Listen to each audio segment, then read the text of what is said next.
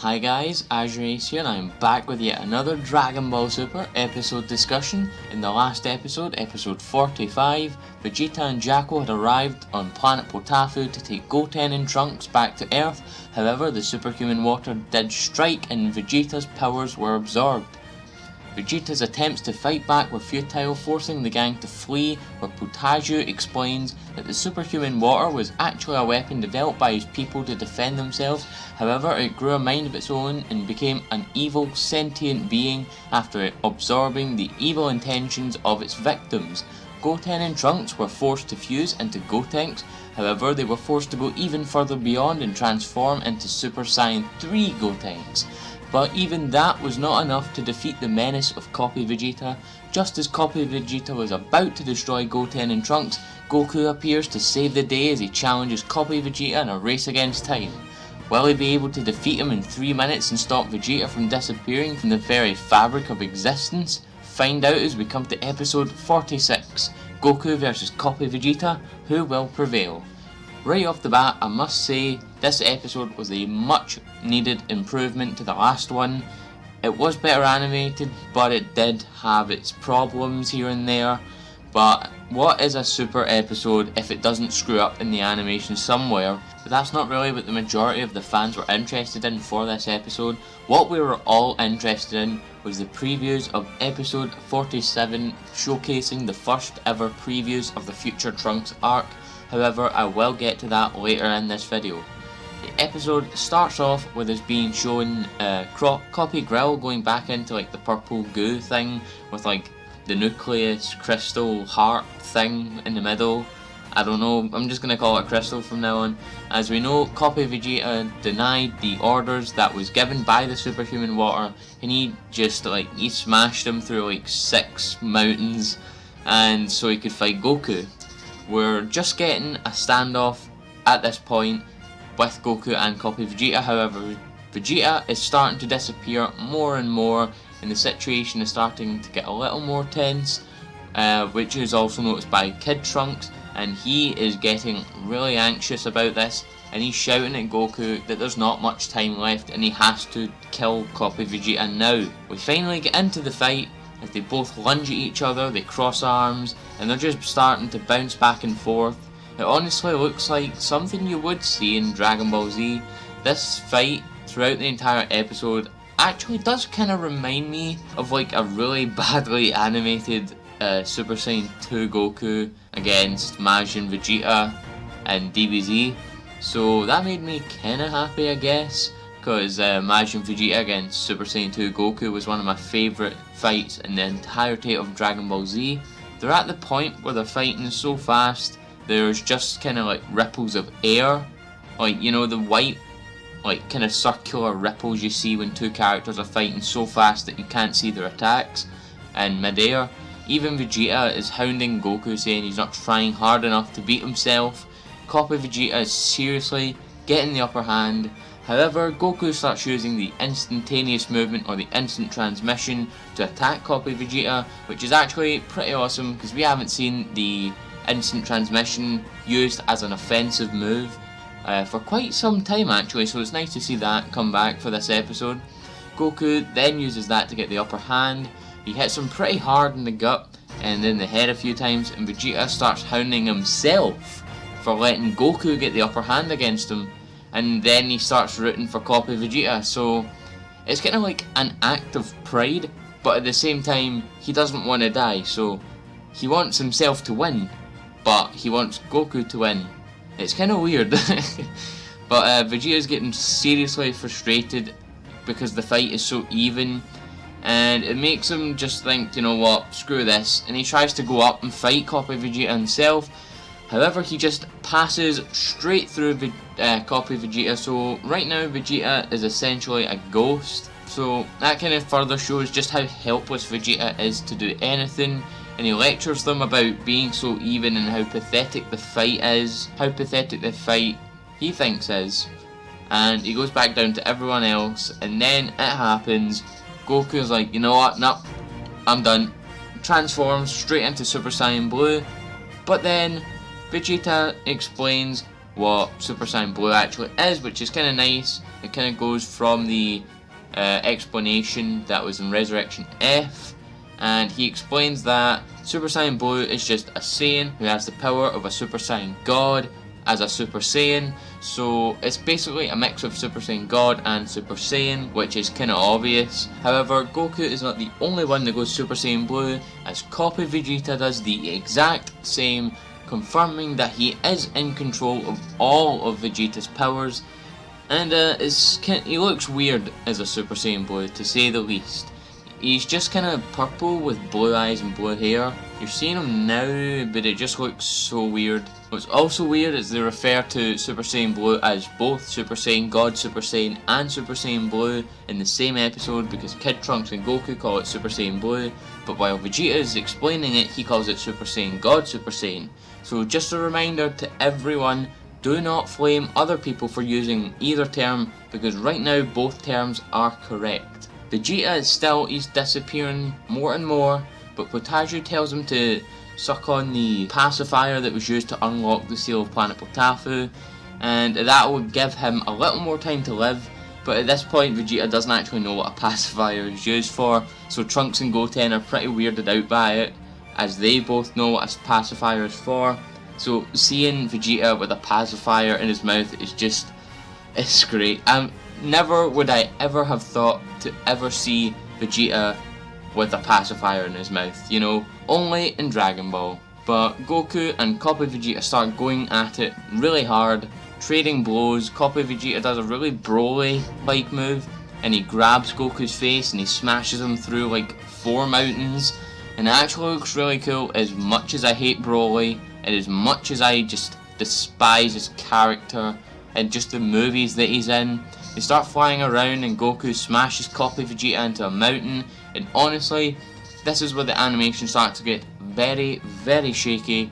Goten, Trunks and Vegeta and the rest of them are forced to fly away to a safer distance, where Potaufeu tells them that the easiest way for Goku to beat Copy-Vegeta is for them to destroy the main body, which is the one that took over Grill and is now the purple goo with the kind of crystal kind of nucleus thing inside it. While they're talking about this, the superhuman water comes up behind them and is almost able to absorb Goten. However, Trunks and Jackal are fast enough to stop it before it absorbs Goten. However, it just repairs the damage, which forces the other characters to run away.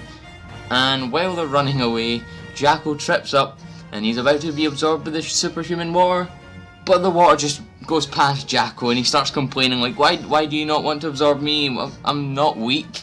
But he is weak, so no, Jackal is one of the standout things of Super. We cut back to the fight and it looks like it's very even, but Copy-Vegeta starts firing a barrage of ki blasts at Goku, which forces him to block them. He is able to survive the blast and they are able to continue the fight. Trunks, Goten, Potaufeu and Jackal are still running, but Trunks feels Vegeta's ki disappearing, which makes him urgently fly away. He shouts on Vegeta, which kind of brings him back to his senses and stops him from disappearing. Goku and Copy-Vegeta start powering up, and the ground beneath them is cracking and breaking apart, and they collide fists with this massive punch, which creates big shockwaves and blinds the rest of the characters. And as this is happening, the superhuman water is able to sneak up behind them, and it pounces to absorb Kid Trunks, which then goes into this slow motion scene, which creates this very emotional scene where Vegeta also turns around, letting the pacifier fall out his mouth to save Trunks, which makes all the purple particles start appearing, and Vegeta is about to disappear, and they both reach out for each other, and Vegeta passes through Trunks and stands in front of him to try and protect them from the superhuman water, and Trunks shouts, "Papa!" just as Copy-Vegeta is about to appear. And then, as Trunks shouts that, Monaka wakes up from this kind of just staring, fainted position, and he takes one step back, and he kills the superhuman water by standing on the core. You know, Monaka is really turning out to be the Hercule of Dragon Ball. He's just, why? But then Vegeta turns around, smiles at Goku, and Goku, with a swift Kamehameha, this epic swift Kamehameha, fires it off at Copy-Vegeta, and that is the end of Copy-Vegeta. Vegeta, he starts reappearing, he gets all of his powers back. Trunks runs over and hugs him, it's real emotional. And we switch back to the seal of the water where Potaufeu locks it back up and he thanks Monaka for killing the water, and Goku's like, yeah, you know, Monaka, he's a strong guy, he would do this, he's real strong, he'd beat the superhuman water by himself. He then says that he couldn't believe Vegeta was sucking on a pacifier, and Vegeta's confused, he's like, what? What do you mean? And then we go back to a scene on Earth and it shows Pan playing around with a pacifier. Goten and Trunks are being consoled by Chi-Chi and Bulma for leaving, and Vegeta's so mad at Goku because he never knew what a pacifier was and he never knew what it was for, and the episode ends there.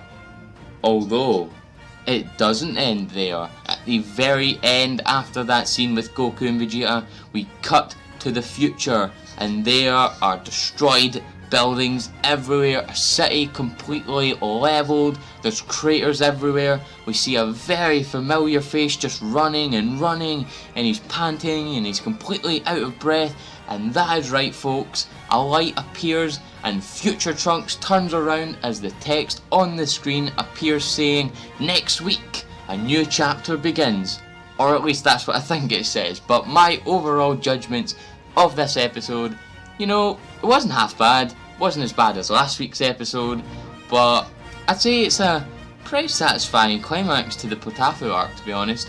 We all knew that Copy-Vegeta was gonna be defeated in some form or another, however I didn't expect him to have as much control over Super Saiyan Blue as I did, so I was pleasantly surprised by that. I also really liked the emotional scene between Vegeta and Trunks. It's one of the few times he's actually tried to protect Trunks. The only other time he's tried is where he knocked him and Goten out when he was going to go fight Majin Buu, and then sacrifices himself in an attempt to kill Majin Buu, however that sadly does not come to any avail.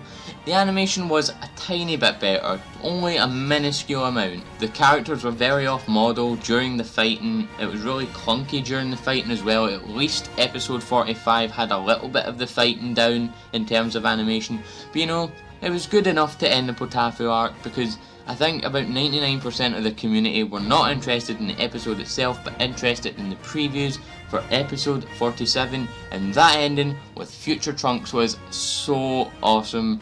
I have goosebumps just thinking about it and how episode 47 is going to fare.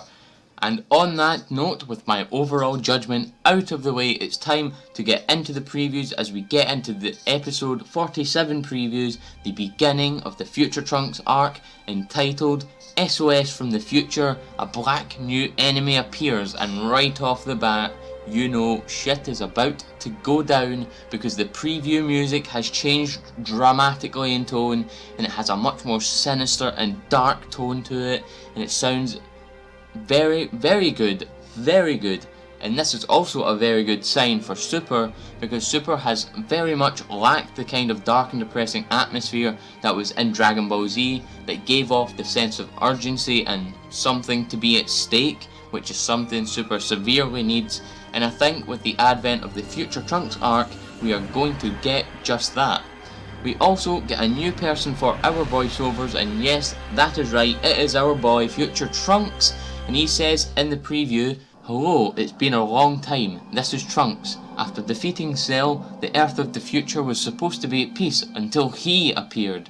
Hang on mother, I will bring peace back to this world no matter what. Then it switches back to Goku as he says the next episode title. So we can gather a couple things from this. One is that this is in fact the Future Trunks from the Cell Saga that we know and love, and it is not the present day Kid Trunks from the future, as he references defeating Cell, with Kid Trunks was only a baby during the Cell Saga, so he would not have, you know, experienced it and would not have a good recollection of it either. So another thing that is also there to point out, as this black character must be some kind of threat, like, you know, because just look at the city, there's just mass devastation absolutely everywhere. I cannot wait to see how this pans out. Now aside from the Trunks speech, we also see this weird black demon entity looking thing just darting around the sky. Doesn't look anything like Goku because it is really blurred out by the clouds most of the time. This happened as well for the androids back in the Cell Saga. It kind of done this weird silhouette. We also get to see future Mai, so that means that she is going to be involved right from the get-go. We also get to see future Bulma with the same blue liquid that Bulma was working on in the present day when she wanted to do an experiment with Monaka, and I believe it was episode 44. Now, what I think this blue liquid is actually for is it's actually fuel for the time machine. And no, it is not blue hair dye, guys. Come on. And on that note, Trunks still has his blue hair. Okay, well, I mean, it's nothing to lose sleep over. I think he honestly looks pretty damn good with that blue hair. I can't honestly picture seeing the future Trunks we know now with the red bandana as a scarf and the blue jacket with his lavender hair from Dragon Ball Z. I honestly can't. It's going to be weird seeing Kid Trunks with the lavender or purple hair and seeing future Trunks with the blue hair, so I wonder how that's going to play out. A thing I also want to point out is going back to Bulma is that she looks really young. I don't know what is up with that. She looks like the Resurrection F Bulma or the Bulma we know right now but with longer hair, so maybe Toriyama and Toei just kind of forgot how to animate older people. I have no idea what's up there. And one of the biggest things that everyone is up in arms about is the fact that during the previews, near the end of the previews, we also see future Trunks crying. Now what is he crying over? Well, it's popular belief that possibly future Bulma is going to kick the bucket in the first episode of the future Trunks arc before getting into the time machine. That is personally what I believe. I believe that Trunks, Mai and Bulma will go to get in the time machine, however Bulma will be stopped by Black and killed by Black, and that will show right from the get-go that absolutely no one is going to be safe from this arc, and it will add a very thick layer of urgency and severity to the arc and just show, you know, future Trunks arc is not playing around, no one is safe.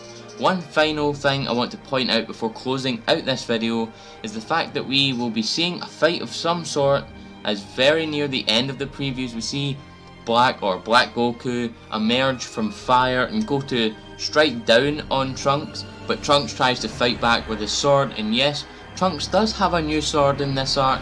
Gotta say, the silhouette of Black Goku does some sort of resemble Demigra, so it could be possible that this is actually a Mikaio Shin. Who knows? But man, a week is all we must wait, and we can finally see what the future Trunks arc has in store for us. But nevertheless, if you guys like this video, please leave a like, comment your thoughts. Are you excited for the future Trunks arc, and what do you think will happen? Will future Bulma kick the bucket? Will Black Goku strike Bulma down? Who knows? Share this amongst your friends and subscribe to join the Azure Army today. Thank you.